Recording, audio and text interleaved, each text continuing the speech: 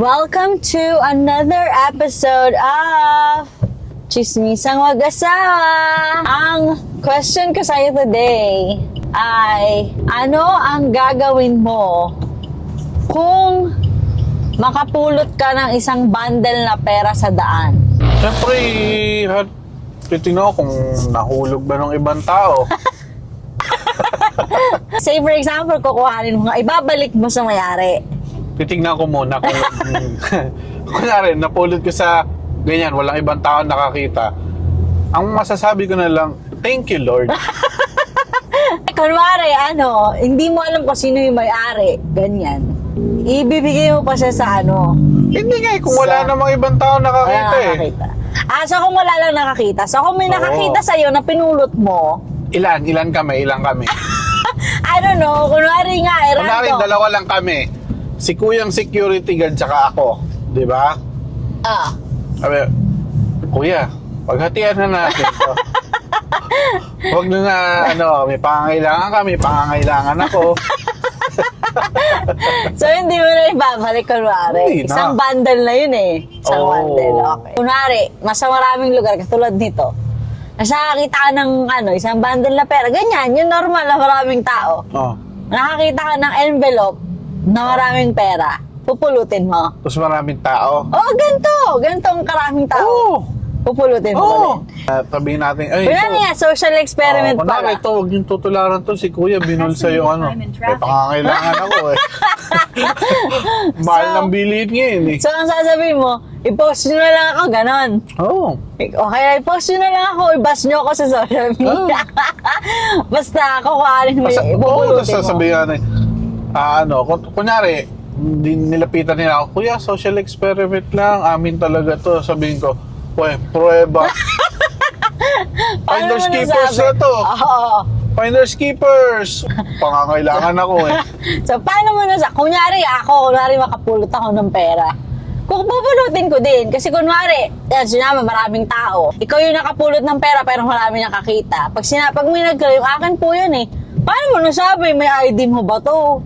Kung wallet, ayan sige, kasi may ID yung wallet eh. Pero kasi yung envelope lang, na walang walang ID. Sabi, hindi amin po yung social experiment. Tang ina mo. Akin na to.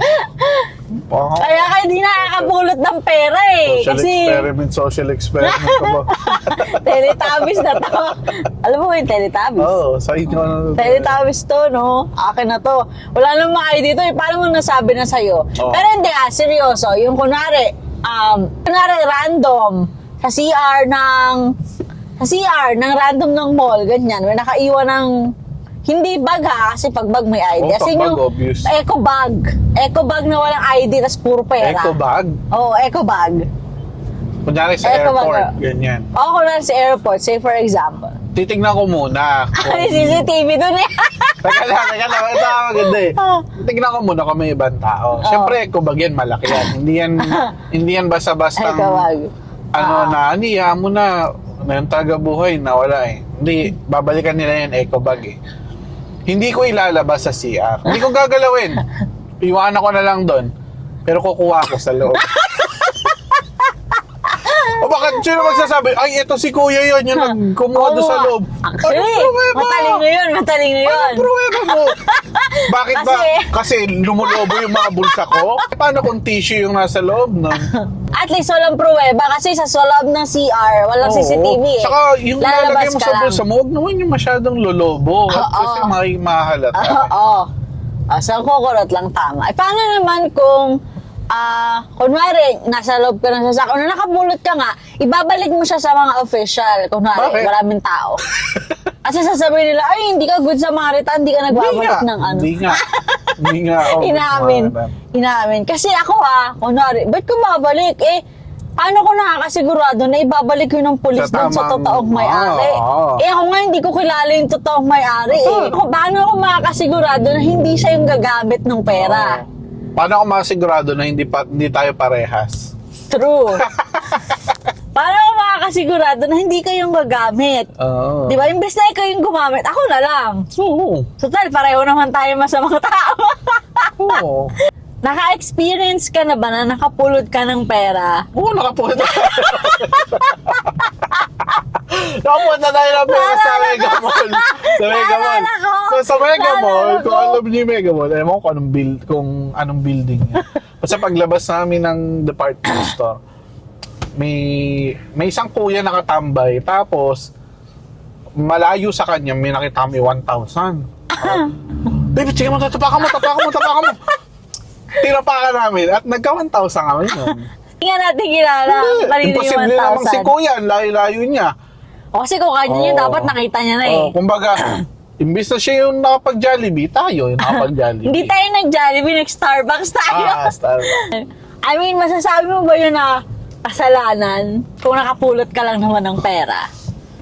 Without intention na nanakawin mo talaga. Oo. Kasi ang intention na nanakawin, alam mo kung sino may-ari, tapos kinuha mo. Pero nakapulot ka. Whether makapulot ka ng perang hindi sa'yo or nag-intensyon kang it's a form of sin pa din, sabi nila. Oo. Yung isa lang is medyo dire kasi nga may intention na talaga. Oo, intentional. Oo. So, yung pagkapulot, hindi naman intention yun. Nagkataon lang. Oo. na Kaya nga sabi nila, ikaw ay maswerte. mabait na tao.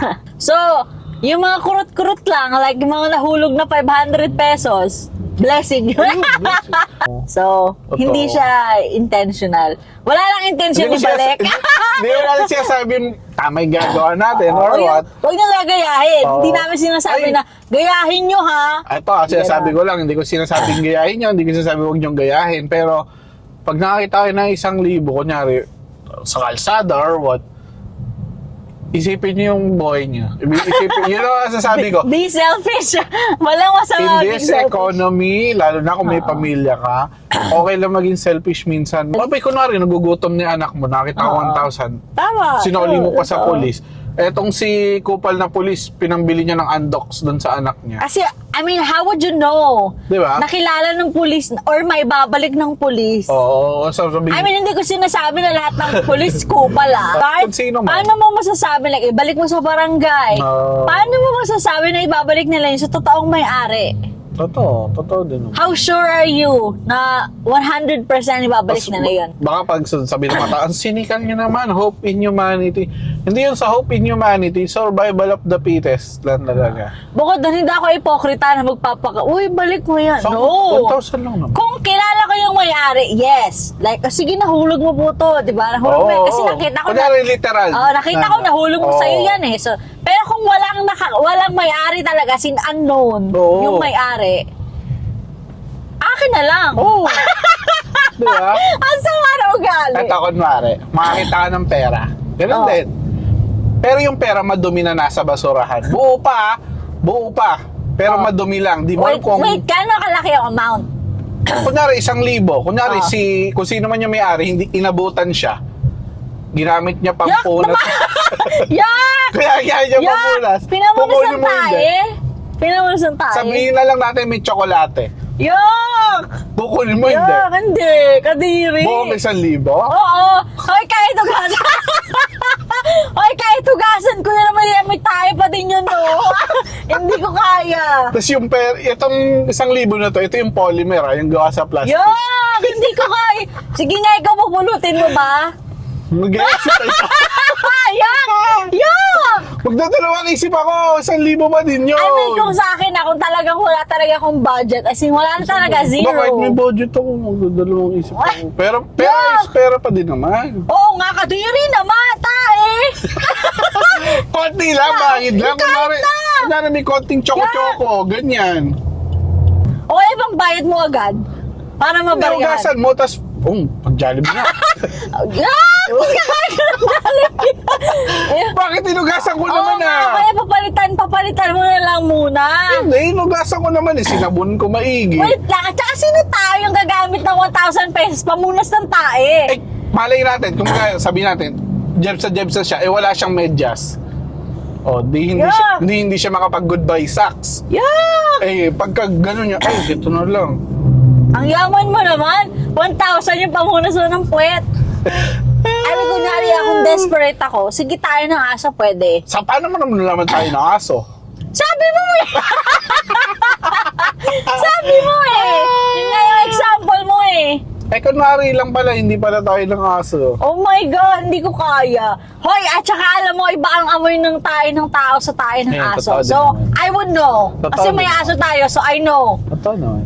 So, ang conclusion ng usapan na to, para sa ating dalawa, kung makapulot tayo ng isang bundle na pera, social experiment or not, Kukunin ko. hindi tayo magpapaka-ipokrito. Oo, hirap ng Oo, buhay sa hirap ngayon. ng buhay Hirap ngayon. buhay ngayon. So, sa atin, hindi tayo mag-hesitate na kuhanin. Okay? So, hindi yun maganda. Huwag niyong gagayahin. Pero, Hindi, yun ang yung- sinasabi ko na lang, nasa sa inyo na kung gagayahin nyo, hindi. Pero, sa amin, hindi kami ipokrita. Sayang. Hindi kami magpapaka-plastic. Okay. Ano lang to? Reality check, mahirap ang buhay. So, Sayang. pero, wag naman yung, alam mo na kung sino yung may-ari. Hindi mo pa ibabalik. Kunwari, ganun siya ng bulsa niya. Ha. May nahulog, 1,000. Balik mo naman. Balik mo na. Baka naman pati si Satanas magulat Oo. na sa'yo kapag ano. Kumbaga, may tinatawag na na parang, uy, coincidence, ako punta ang pera. May coincidence, saka merong Intentional. may malis. Ah, Yung tayo, may intentional. malis na talaga. Kapag may malis na at may intention ka na, I mean, both, magnanakaw ka na talaga. both masama pa rin at the Oo. end of the day. Pero mas masama yung may malis na talagang intention mo, uy, kuha ka na ng pera na to. We are going to end it with a question. Ikaw ba, kapag nakapulot ka ng isang bundle na pera, ano ang gagawin mo?